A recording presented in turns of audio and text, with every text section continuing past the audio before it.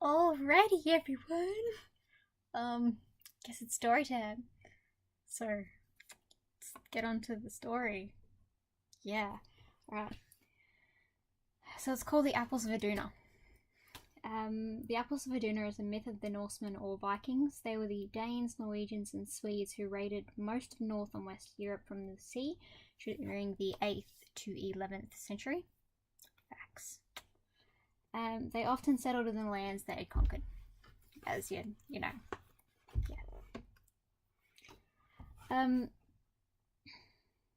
As the great glaciers withdrew at the close of the last mighty ice age, Northern Europe was a fearsome, awesome place. Only the gods were young and beautiful, and the hope for the world. The jealous, evil frost giants lived in Jotunheim, ever ready to attack the gods at the slightest sign of weakness. Beneath the earth laboured the ugly dwarfs and trolls and gnomes, collecting gold and silver and jewels. They were clever smiths and forged beautiful metalwork and fine swords, but they crawled like maggots beneath the surface of the world, and forever envied the loveliness of the Aesir, as the gods were called. The Aesir looked at the chaos around them and created Midgard, a garden in the middle of the earth. One day, Odin, the son of Thor, with Hoenir, the bright one, and Loki, the fascinating, unreliable, good friend and deceiver, were strolling through Midgard when they saw two trees, the ash and the elm. From each tree was carved a log in human form. Odin gave the logs souls. Hoenir gave them the power of movement and the gifts of hearing, seeing, and feeling, while Loki gave them blood and the bloom of life. So man and woman were created and populated the earth.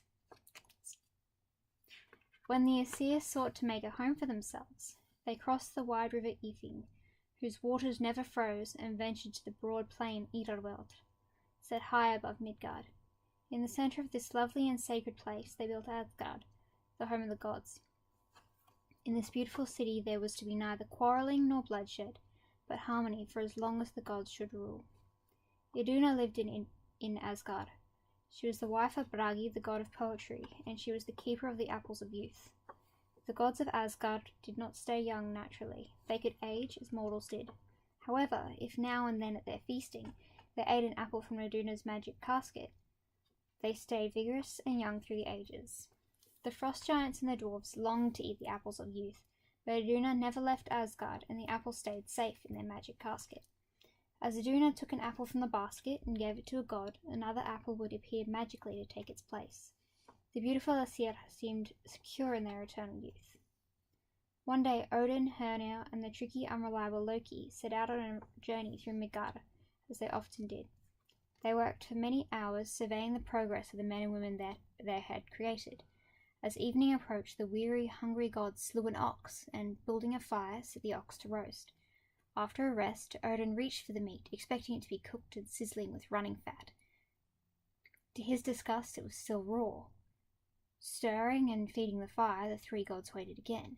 Sure that this time the meat would be ready to eat, they once more leaned forward over the blazing fire and attempted to slice some tasty roast ox to put into their empty stomachs. The meat was still as raw as if it had never seen a flame.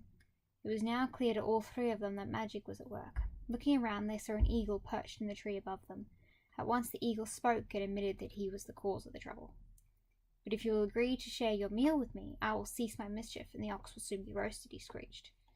As the ox was a large one, Odin, Hoenir, and Loki agreed to the eagle's terms, thinking there was plenty for all to eat. Then the flames of the fire leapt high, and in a few seconds the meat was roasted.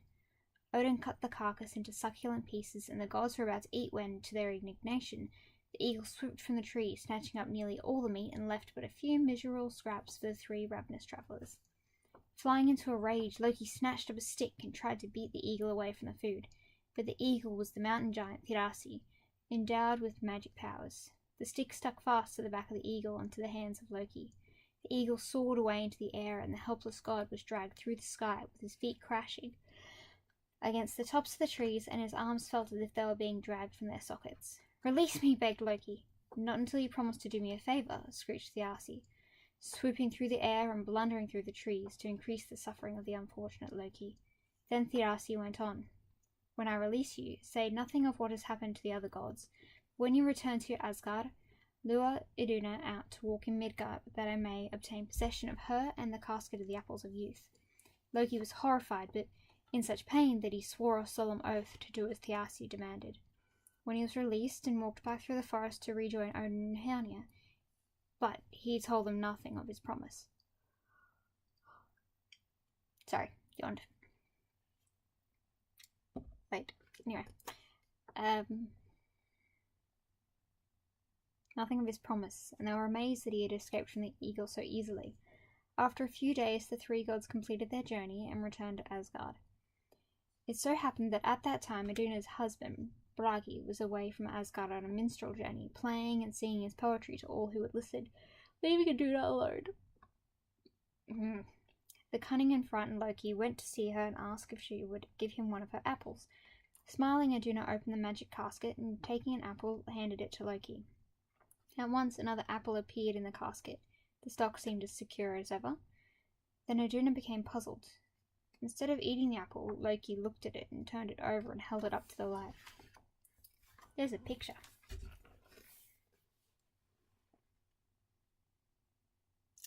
think you can tell what's going to happen next.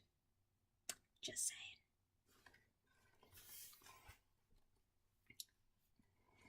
See if I can be a good adult. Nope. Okay, there we go. Is something wrong? Asked Iduna. No, replied cunning Loki, but I'm amazed. I thought there were no other apples like these, yet only this morning I saw some growing away from Asgard, down in the land of men. At first Iduna laughed and would not believe him, but Loki was so insistent that the apples he had seen were exactly the same as Iduna's that she agreed to go with him to look. Sorry. Taking her casket of apples with her, so that she might compare them with the ones of which Loki spoke, Iduna went with Loki from the protection of Asgard. Further and further he led her from the abode of the Aesir. Then suddenly he hid, and Iduna was alone. At last she realized that she had been tricked and turned to run back to Asgard, but she was too late. The giant Thiassi, still wearing his eagle wings, swept down from the sky, and seizing her in his talons, carried Iduna and the casket of apples to his home in the mountains. Loki slunk back to Asgard and said nothing of what had happened. At first Iduna was not missed. It was thought that she was with her husband, Bragi, singing in a far grove where they would trouble no one.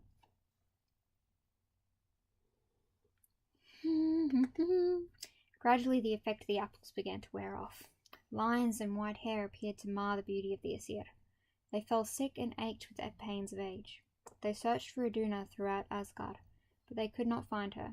They questioned each other and found that Iduna had last been seen in the company of Loki. That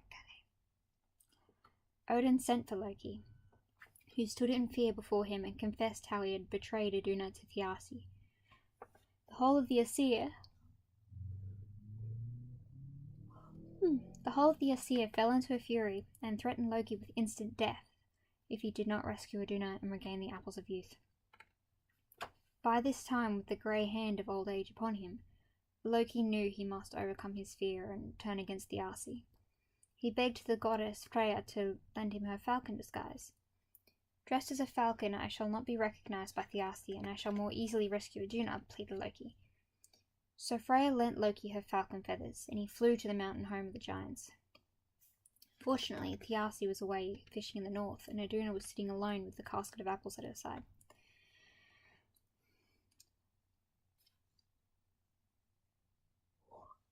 Sorry. Oh. Loki circled around the lonely, sad goddess and transformed her and the casket into a small nun. Seizing this in his claws, he turned and raced for the walls of Asgard in safety. He was not to succeed so easily.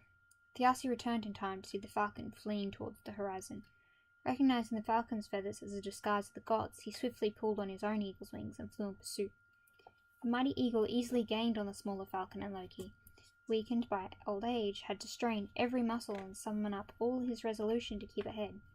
At last he flapped exhausted over the walls of Asgard and fell to the ground. Meanwhile, the anxious gods had lined the walls of their lovely city, staring intently into the sky for Loki's return. Seeing the eagle pursuing him, they piled wood shavings onto the ramparts. As soon as Loki had swept over into safety, the Aesir set fire to the wood, and Thiassi was caught in the flames and the smoke. Choking and blinded, he fell to the ground inside Asgard and was swiftly killed by the vengeful gods. Loki and Iduna recovered their true shape,